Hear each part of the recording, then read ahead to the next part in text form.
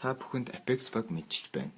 Бидний бэлтгэн хүргэсэн богино хэмжээний бичлэг маань таалагдсан гэдэгт найдаж байна. Манай ноён Apex шиг хувьцаа худалдан авснаар өөрийн хөрөнгөө өсгөж сэтгэл хангалуун амьдрахыг хүсэж байгаа бол хувьцааны талаар үнцэн ойлголт өгөх энэхүү хичээлийг маань тайлан сойрхно уу. Юуны дөрөв танд гол ойлголтуудыг танилцуулъя. Санхүүгийн зах зээл гэж юу вэ? Санхүүгийн зах зээл гэдэг нь санхүүгийн нөөцийг бүрдүүлэх, хөрөнгө оруулалт хийх үйл ажиллагаа явуулдаг маш том мөнгө урсгалын орон зай юм. Үүнд үнцаас, валют, бэлэн мөнгөний зах зээлүүд бүгд багтана. Хувьцааны зах зээл. Хувьцааны зах зээл гэдэг нь ямарваа байгууллага үйл ажиллагаагаа тэлэх зорилгоор гаргаж буй үн цаасыг арилждаг зах зээл юм аа.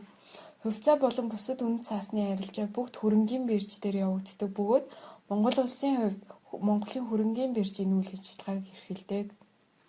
Хувьцааны зах зээлд оролцогч талууд нь хөрөнгө шаардлагатай тал буюу компани, хөрөнгөө өсгөх сонирхолтой тал буюу хөрөнгө оруулагч та бид, үйл ажиллагаа явуулдаг хөрөнгийн бирж, зуурчлагч болох брокер дилерийн байгууллагууд ордог. Ингээд хувьцаа худалдан авахдаа ямар зүйлсийг анхаарч үзэх хэрэгтэй талаар авч үзье. Юуны түрүүнд тухайн компани ирээдүйн чиг хандлага, өсөн дэвжих боломж болцоо, зах зээлийн төлөвийг судалж үзэх хэрэгтэй. Анхаарах чухал зүйлсийн нэг бол ногдол ашиг тараагдах хэсэг юм. Хувьцааны гол өгөөжийн нэг нь ногдол ашиг учраас энэ талаар өмнөх жилүүдийн санхүүгийн талангаас харах нь зүйтэй.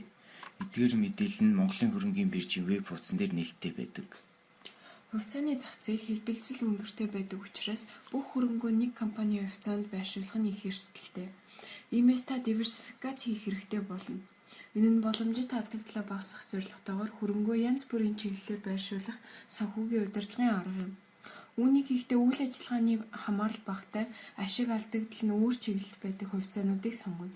Жишээлбэл дархан нэхий болон апу компаниуд нь онцын хамааралгүй салбарт үйл ажиллагаагаа явуулдаг.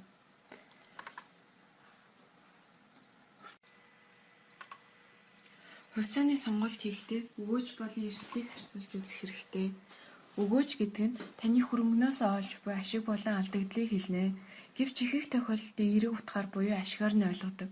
Хувьцааны зах зээл маш өндөр өгөөжтэй байдаг. Жишээгээр авч үзэн тайлбарлая.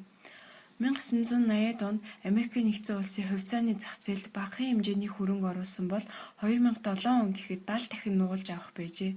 Та $100 байсан бол $7,000 болно гэсэн үг юм.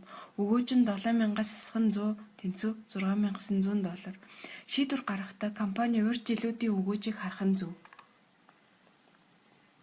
Эрсдэл гэдэг нь хөрөнгө оруулснаар таны алдаж болох хэмжээг хэлдэг. Зах зээл тодорхой бус хүчин зүйлсээр дүүрэн байдаг учраас эрсдлээ үргэлж тооцох хэрэгтэй. Мөн өмнө хэлсэнчлэн хувьцааны зах зээлд өндөр өгөөжтэй шигээ өндөр эрсдэл нуугдаж байдаг.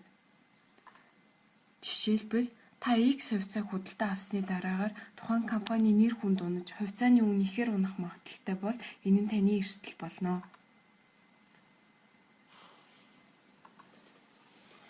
Хөрөнгө оруулагчдаа хувьцааны сонголтоо хийхдээ өгөөж болон эрсдлээ харьцуулж үзэх хэрэгтэй. Зах зээлийн хэлбэлцэл. Доорх графикаас харахад та 1970 онд S&P 500 багтад хөрөнгө оруулсан бол 2010 он гэхэд таны $1,000 14,000 болох байсан нь харагдаж байна.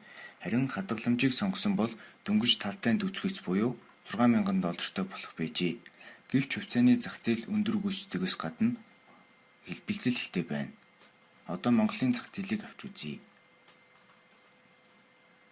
Монголын хөрөнгийн зах зээлийн хувьд топ 20 индекс маань компани хувьцааны багцыг 1 сая төгрөгөөр авсан бол 5 жилийн дотор 20 сая төгрөгтэй болно.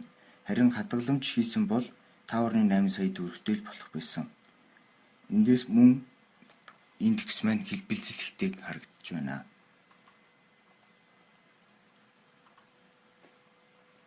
Одоо арилжаанд хэрхэн оролцох талаар товч заавар өгье.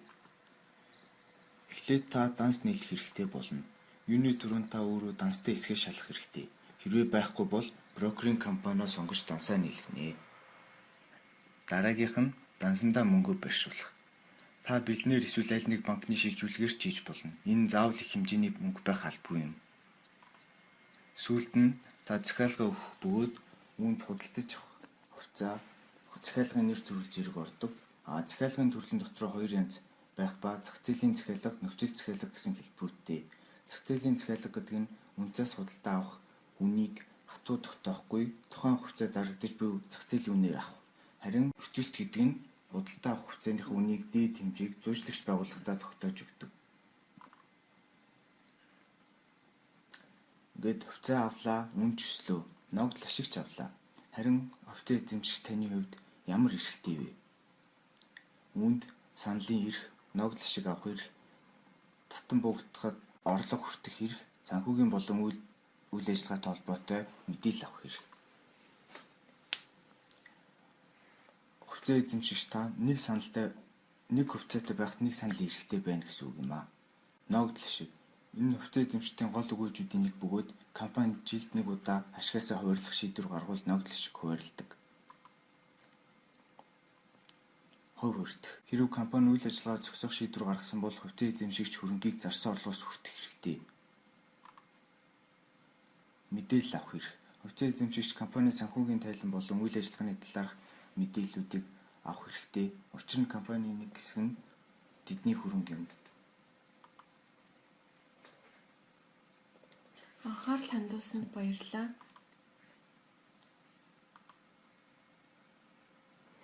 Санхүүгийн ертөнцид тавтай морил.